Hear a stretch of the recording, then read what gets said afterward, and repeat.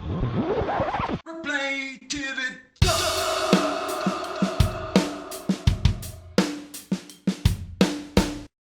The court will impose the mandatory life sentence plus an additional 10 years on the habitual criminality.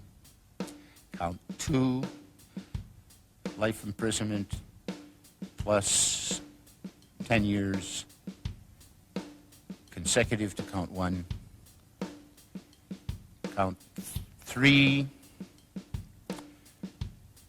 life imprisonment with the date of parole eligibility 70 years from the inception of that particular sentence. I don't have all the numbers that I can't work it out, but it'll be 70 years from the beginning of that sentence, which will be consecutive to count 2.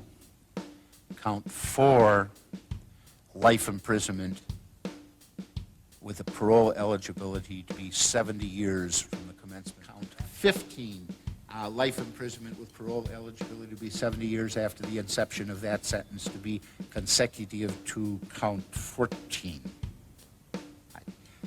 I believe I have, and I intended to follow the recommendation of the state. I could have said something different which would have had the same impact. I really see nobody gains anything by just to say more and more years.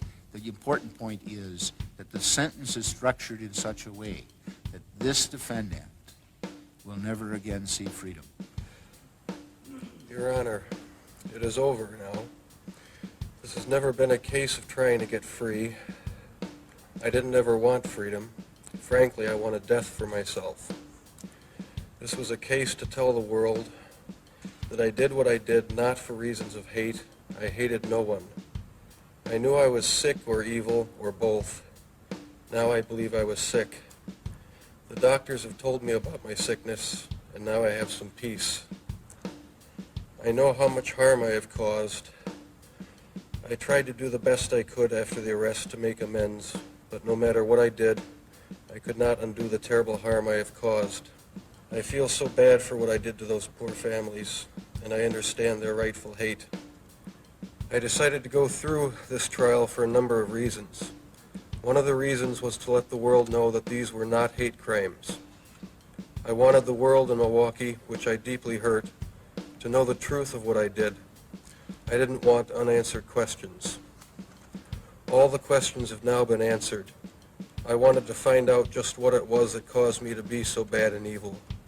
But most of all, Mr. Boyle and I decided that maybe there was a way for us to tell the world that if there are people out there with these disorders, maybe they can get some help before they end up being hurt or hurting someone. I think the trial did that.